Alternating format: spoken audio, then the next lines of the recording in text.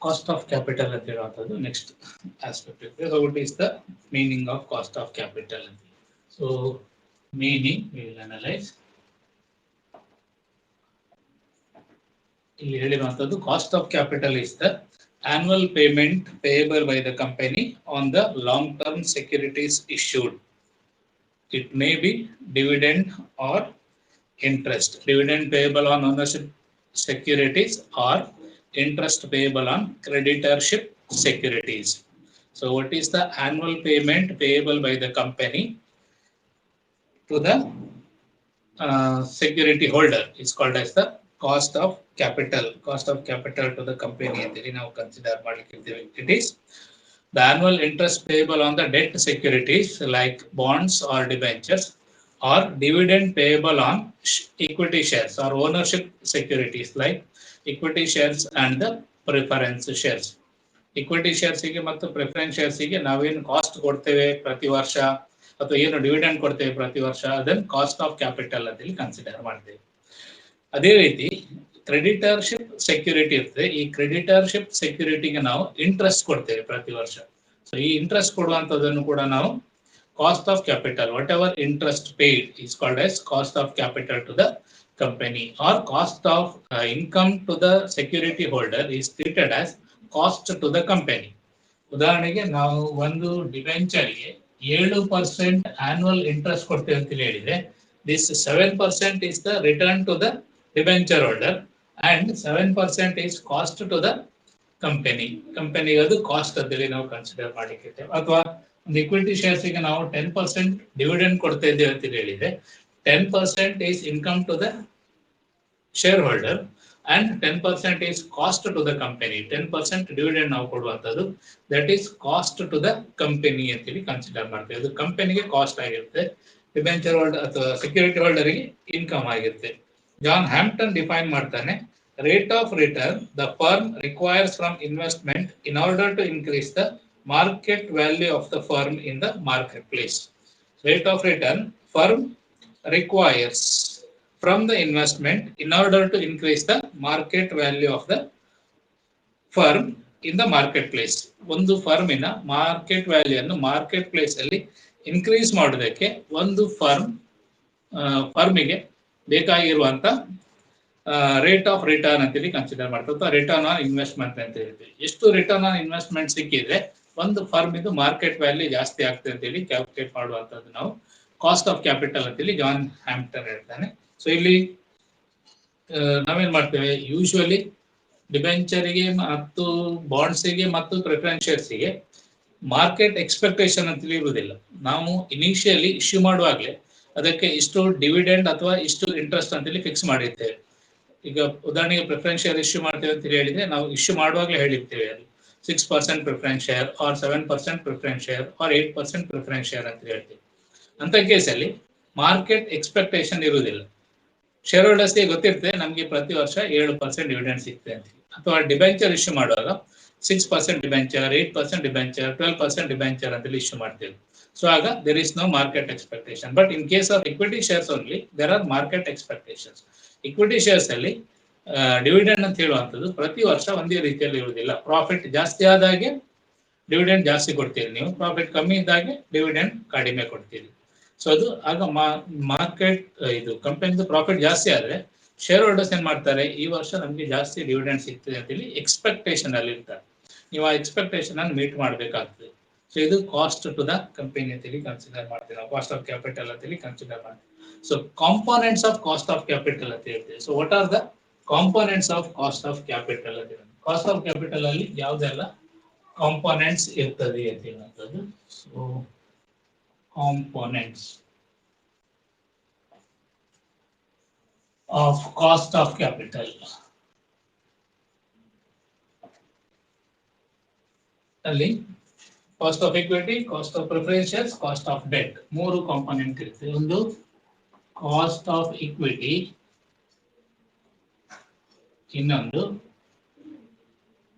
Cost of preference shares, ಇನ್ನೊಂದು cost of debt. ಇಲ್ಲಿ bonds ಮತ್ತು ಡಿಬೆಂಚರ್ಸ್.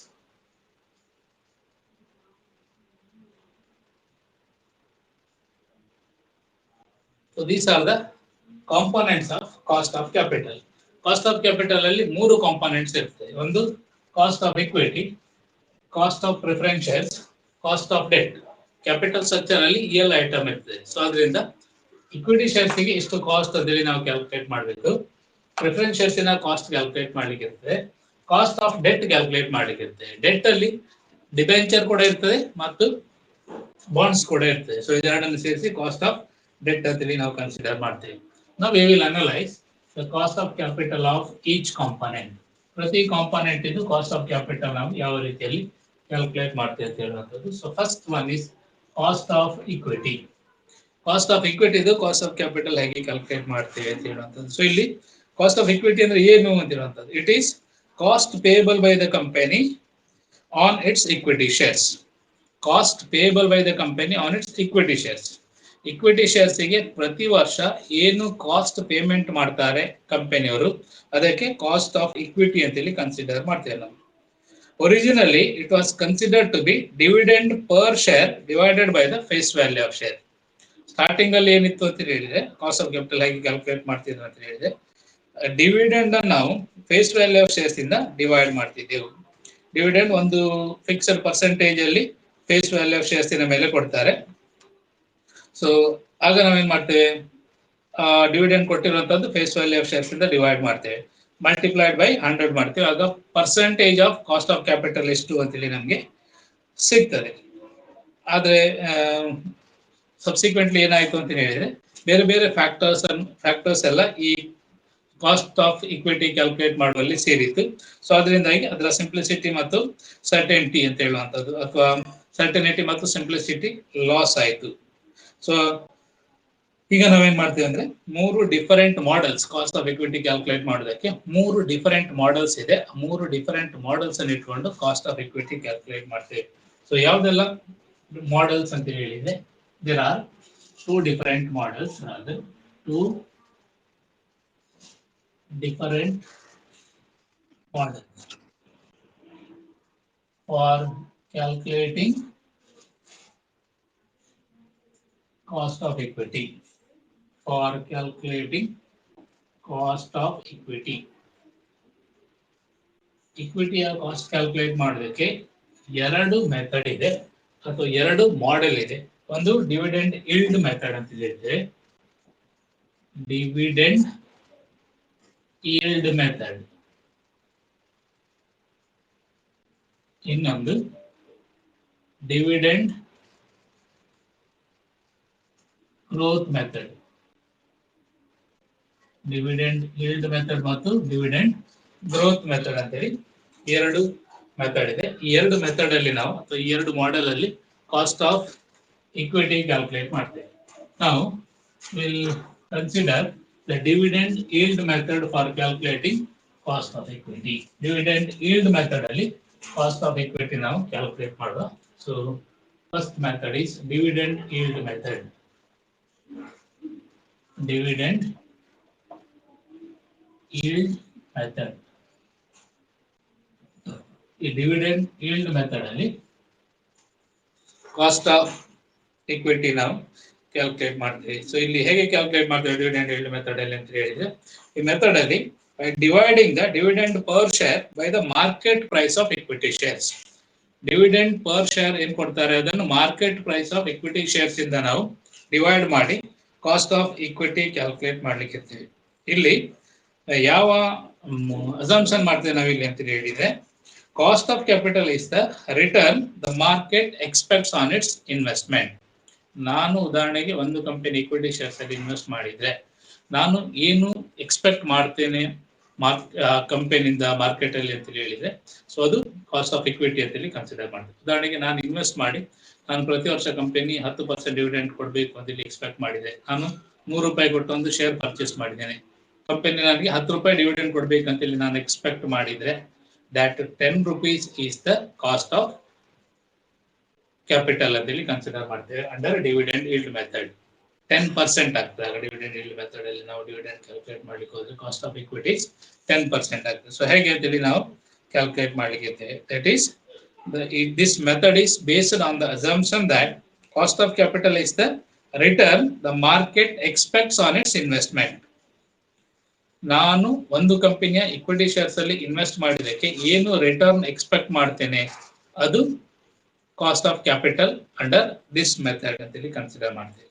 ಇಲ್ಲಿ return to the share holder is cost to the company ಅಂತೇಳಿ ನಾವು ಹೇಳಿದ್ದು. Return to the share holder ಅಂದ್ರೆ ನಾನು ಹೇಳಿದಾಗೆ ನಾನು 10% ರಿಟರ್ನ್ ಎಕ್ಸ್ಪೆಕ್ಟ್ ಮಾಡ್ತೇನೆ ಅಂತ ಹೇಳಿದ್ರೆ ಕಂಪನಿಗೆ 10% is the cost. Company 10% dividend ಕೊಟ್ರೆ what is the return I am getting is the cost to the company. Return to the share holder is return to the cost to the company. Share ಹೋಲ್ಡರ್ಸ್ಗೆ ಅವನ ಇನ್ವೆಸ್ಟ್ಮೆಂಟ್ಗೆ ಏನು return ಕೊಡ್ತದೆ company, that is dividend. That dividend is cost to the company. ಕಂಪನಿಗೆ ಅದು cost ಆಗಿರ್ತದೆ. So ಈ method ಅಲ್ಲಿ ಕಾಸ್ಟ್ ಆಫ್ ಇಕ್ವಿಟಿ ಹೇಗೆ ಕ್ಯಾಲ್ಕುಲೇಟ್ ಮಾಡ್ತೇವೆ ಅಂತ ಹೇಳುವಂಥದ್ದು ಒಂದು ಸಣ್ಣ ಫಾರ್ಮುಲಾ ಇದೆ. ಆ ಫಾರ್ಮುಲಾ ಹಾಕಿ ನಾವು ಕಾಸ್ಟ್ ಆಫ್ ಇಕ್ವಿಟಿ ಕ್ಯಾಲ್ಕುಲೇಟ್ ಮಾಡ್ತೇವೆ. ಏನ್ ಫಾರ್ಮುಲಾ ಅಂತ ಹೇಳಿದ್ರೆ ಡಿವಿಡೆಂಡ್ ಯೀಲ್ಡ್ ಮೆಥಡ್ ಅಲ್ಲಿ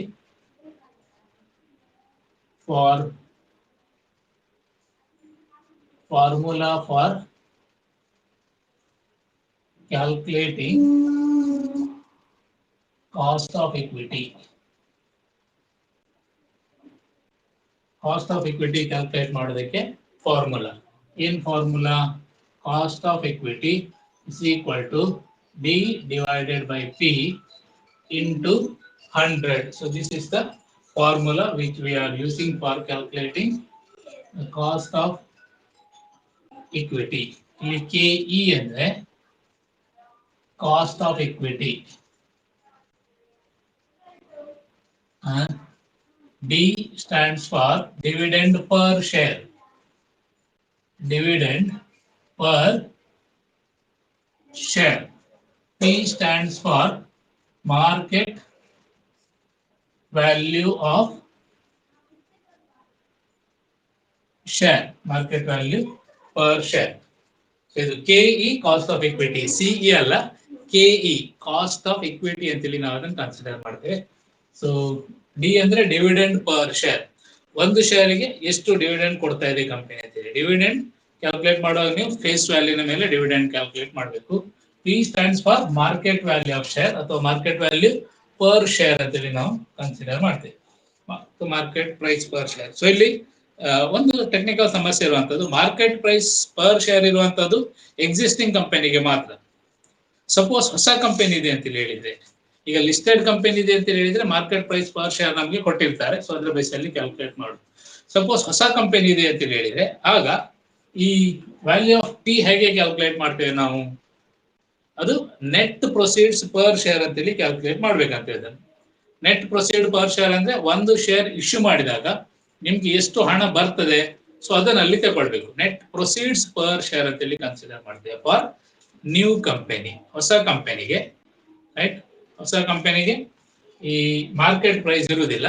ಸೊ ಆದ್ರಿಂದ ಹೊಸ ಕಂಪನಿಗೆ ನಾವು ಪಿ ವ್ಯಾಲ್ಯೂ ಕ್ಯಾಲ್ಕುಲೇಟ್ ಮಾಡುವಾಗ ನೆಟ್ ಪ್ರೊಸೀಡ್ಸ್ ಪರ್ ಶೇರ್ ಇಂದ ಕ್ಯಾಲ್ಕುಲೇಟ್ ಮಾಡ್ತೇವೆ. ಒಂದು ಸೆಂಟೆನ್ಸ್ ಬರ್ಕೊಳ್ಳಿ. For new companies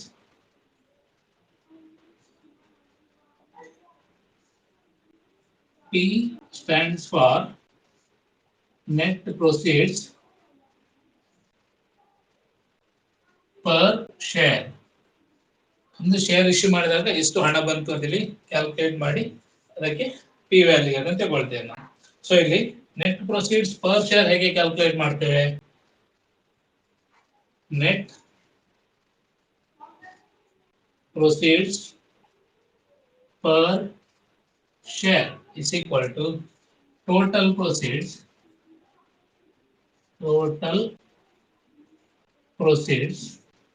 minus issue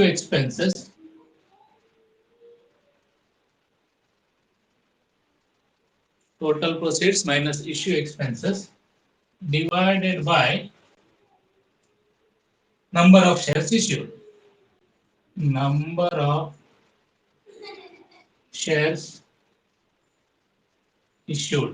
ಈ ರೀತಿಯಲ್ಲಿ ನಾವು net proceeds per share calculate ಮಾಡ್ತೇವೆ. ಇದು ಹೊಸ company net proceeds per share that is P.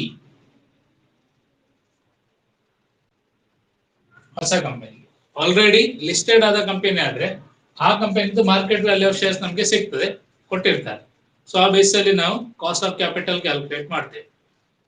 ಹೊಸ ಕಂಪನಿಗೆ ಅಂದ್ರೆ ಈಗ ಶೇರ್ ಇಶ್ಯೂ ಮಾಡುವಂತ ಕಂಪನಿಗೆ ಒಂದು ಶೇರ್ ಇಶ್ಯೂ ಮಾಡಿದಾಗ ಎಷ್ಟು ಪ್ರೊಸೀಡ್ ಬಂತು ಅಂತ ಹೇಳುವಂತ, ಅಂದ್ರೆ ಎಷ್ಟು ಹಣ ಬಂತು ಅಂತ ಹೇಳುವಂತದ್ದು ನಾವು ಕ್ಯಾಲ್ಕುಲೇಟ್ ಮಾಡಬೇಕು ಮತ್ತು ಅದರಿಂದ ಡಿವೈಡ್ ಮಾಡಬೇಕು. ಡಿವಿಡೆಂಡ್ ಅನ್ನು ಆ ವ್ಯಾಲ್ಯೂ ಇಂದ ಡಿವೈಡ್ ಮಾಡ್ತೀವಿ.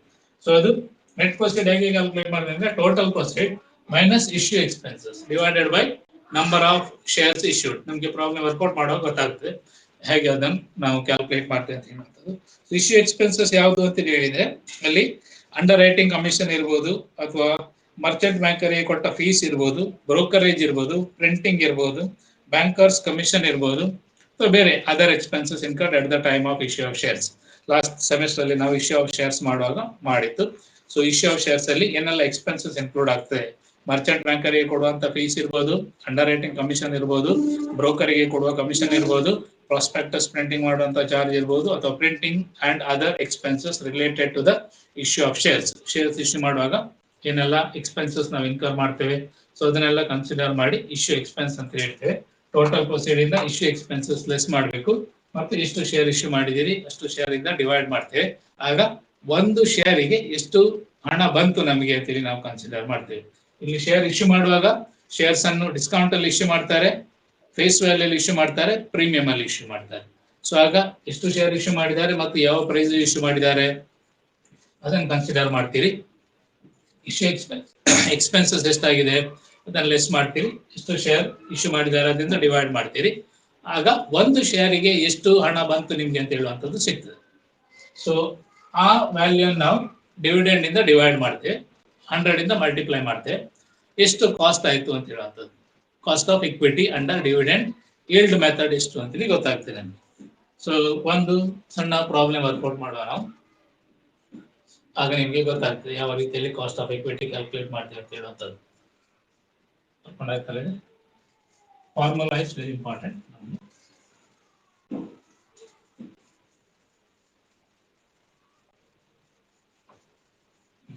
ಪ್ರಾಬ್ಲಮ್ ವರ್ಕೌಟ್ ಮಾಡುವಾಗ ಒಂದು ಸಣ್ಣ problem I will dictate, simply write it down. ಬರ್ಕೊಳ್ಳಿ ಆ ಪ್ರಾಬ್ಲಮ್ ಒಂದು ಸಣ್ಣ problem. Calculate cost of equity. Calculate cost of equity shares. Calculate cost of equity shares. ABC Limited issued. ABC Limited issued. ABC Limited issued 1 lakh equity shares of rupees 10 each. 1 lakh equity shares of rupees 10 each at a discount of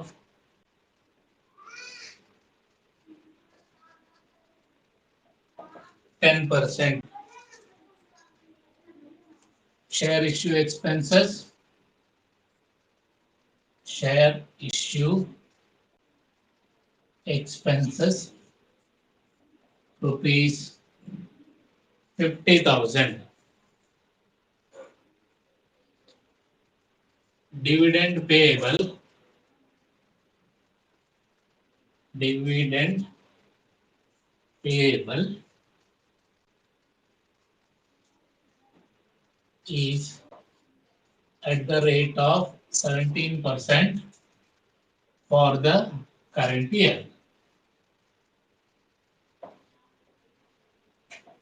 For the current year. So ಇದು problem ನಮಗೆ ಕೊಟ್ಟಿರುವಂಥದ್ದು. Simple ಇರ್ತದೆ, 6 ಮಾರ್ಕ್ಸ್ಗೆ ಅಂತ ಒಂದು ಎರಡೆರಡೆಲ್ಲ ಸೇರಿಸಿ ನಿಮಗೆ ಕೇಳ್ತಾರೆ. So ಇಲ್ಲಿ ಫಸ್ಟ್ ಏನ್ ಮಾಡ್ಬೇಕು ನಾವು,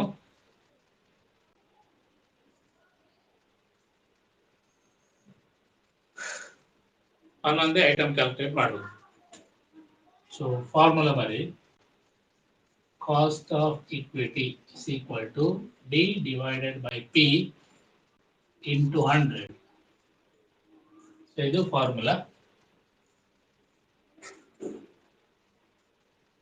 ಸೊ ಇಲ್ಲಿ ಫಸ್ಟ್ ನಮಗೆ ಡಿ ಬೇಕು. ಡಿ ಎಷ್ಟು? Dividend per share. Dividend per share ಆಗಿ ಕ್ಯಾಲ್ಕುಲೇಟ್ ಮಾಡ್ತೇವೆ. Face value into percentage of dividend. A Limited issued 1 lakh equity shares of rupees 10 each. 10 face value. At a discount of 10%, ಅದು ಬೇಡ, discount ಮತ್ತೆ ನಾವು total proceeds calculate ಮಾಡೋಣ. 17% dividend ಕೊಡ್ತಾರಂತೆ ಒಂದು ವರ್ಷಕ್ಕೆ. ಸೊ 10 ರೂಪಾಯಿಯ ಶೇರಿಗೆ 17% ಡಿಸ್ಕೌಂಟ್ ಅಂದ್ರೆ ಎಷ್ಟಾಯ್ತು? 1.7 ಆಯ್ತು. Dividend is rupees 1.7. D dividend per share, ಅದು ಡಿ ಅಂದ್ರೆ ಡಿವಿಡೆಂಡ್ ಪರ್ ಶೇರ್. ಒಂದು ಶೇರ್ಗೆ ಎಷ್ಟು ಡಿವಿಡೆಂಡ್ ಅಂತ. ನಾವು ಯು ಕ್ಯಾಲ್ಕುಲೇಟ್ ಪಿ ಕ್ಯಾಲ್ಕುಲೇಟ್ ಮಾಡಬೇಕು. P is required. This is a new company. There is no market value. So what is given? ABC Limited issued 1 lakh equity shares of rupees 10 each at a discount of 10%. So 1 lakh equity shares. 1 lakh equity shares ಇದೆ. So 1 lakh equity shares ಗೆ ನಾವೇನ್ ಮಾಡ್ತೇವೆ? ಅದರದ್ದು value 10 rupees minus 10%. ಎಷ್ಟಾಯ್ತು? 10 minus 10% ಅಂದ್ರೆ 1 ರೂಪಾಯಿ ಆಗ್ತದೆ. 1 ರೂಪಾಯಿ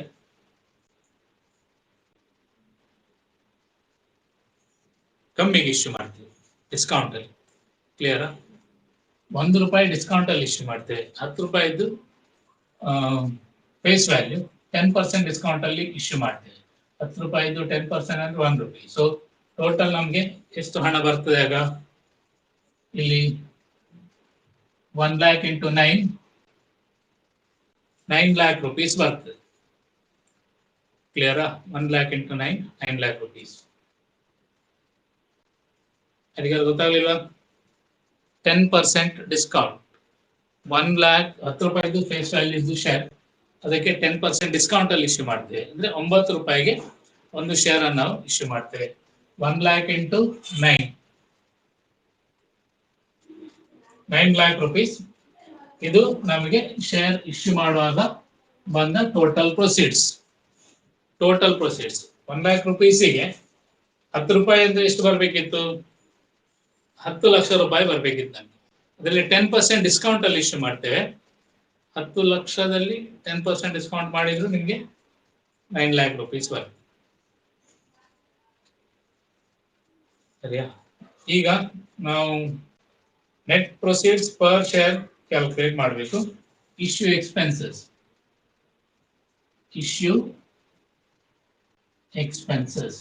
ಇಷ್ಟು ಇಶ್ಯೂ ಎಕ್ಸ್ಪೆನ್ಸಸ್ ಕೊಟ್ಟಿದ್ದಾರೆ? 50,000 rupees ಕೊಟ್ಟಿದ್ದಾರೆ. ಸೊ ನಾವು ಪಿ ಹೇಗೆ ಕ್ಯಾಲ್ಕುಲೇಟ್ ಮಾಡ್ತೇವೆ? ನೆಟ್ ಪ್ರೊಸೀಡ್ಸ್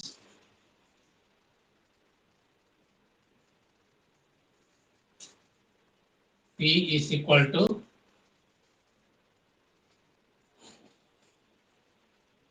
P ಅಂದ್ರೆ ಏನು? Net proceeds.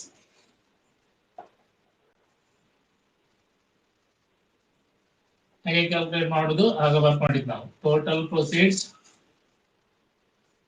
Minus issue expenses divided by number of shares issued.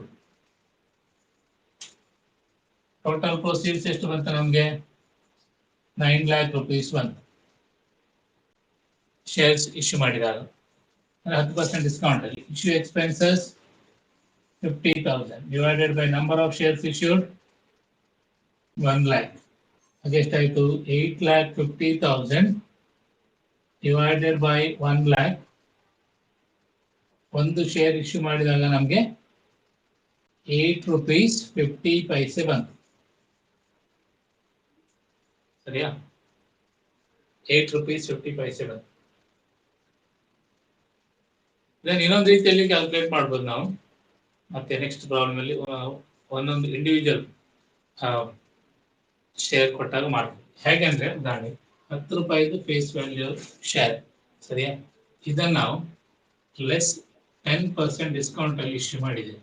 10% discount ಅಂದ್ರೆ 9 ರೂಪಾಯಿ. ಆಮೇಲೆ ಟೋಟಲ್ ಇಶ್ಯೂ ಎಕ್ಸ್ಪೆನ್ಸ್ ಎಷ್ಟು?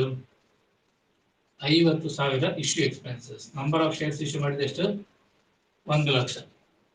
1 ಲಕ್ಷ ಶೇರಿಗೆ 50,000 ಇಶ್ಯೂ ಎಕ್ಸ್ಪೆನ್ಸ್ ಇದೆ.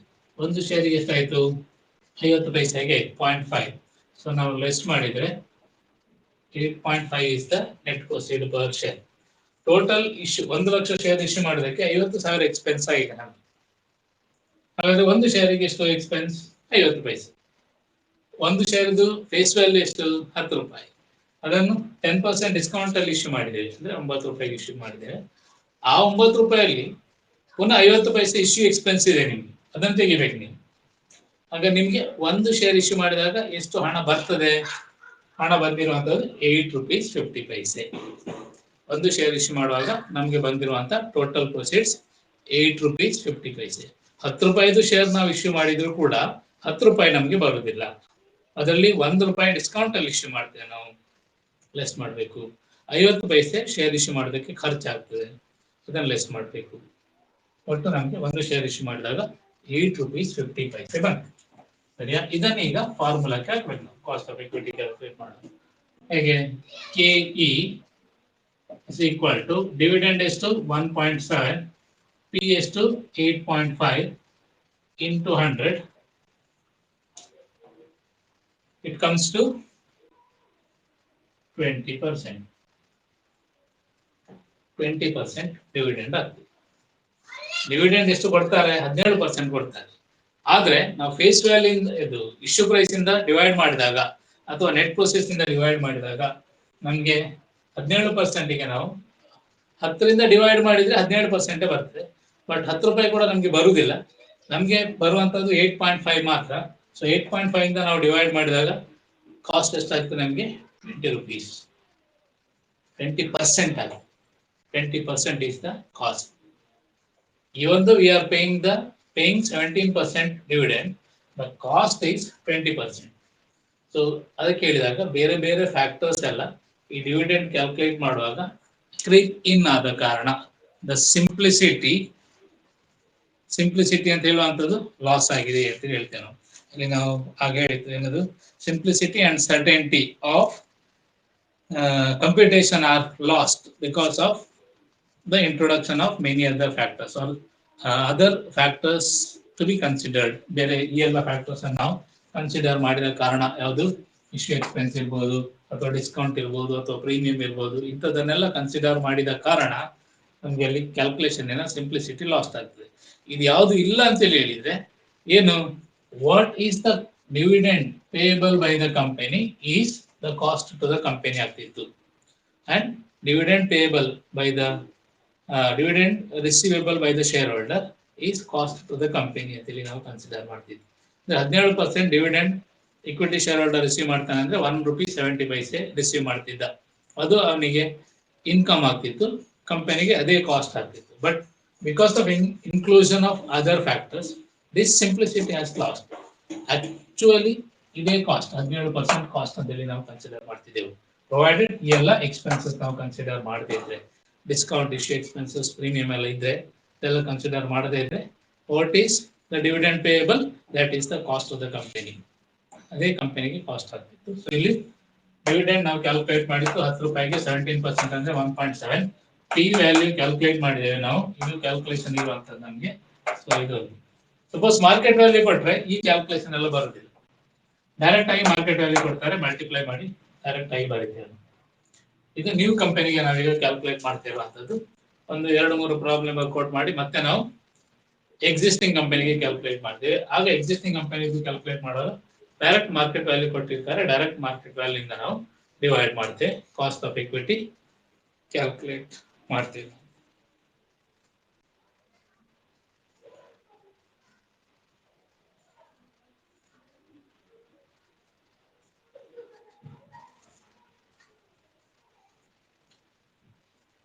Still, any questions if you have, you can ask.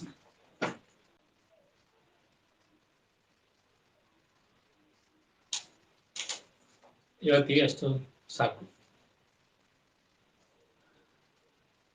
Suppose if you have any questions or clarification you want, ನಾಳೆ ನಾವು ಬೇರೆ problem workout ಮಾಡೋ.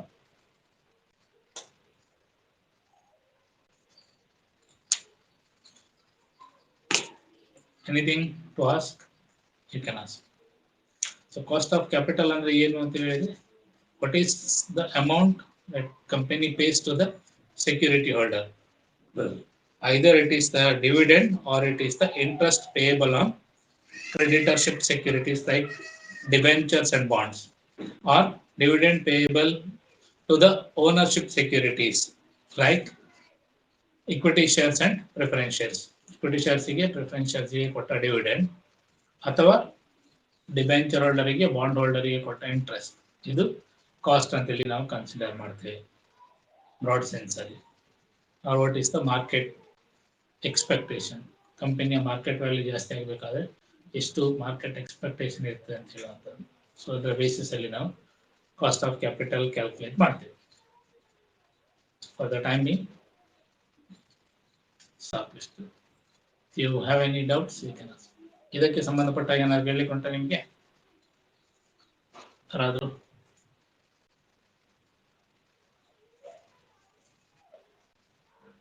ಇದ್ದೀರಾ? ಇಲ್ಲ ಅಂತ ಹೇಳಿದ್ರೆ ಇಲ್ಲ ಎಂಡ್ ಮಾಡುವ.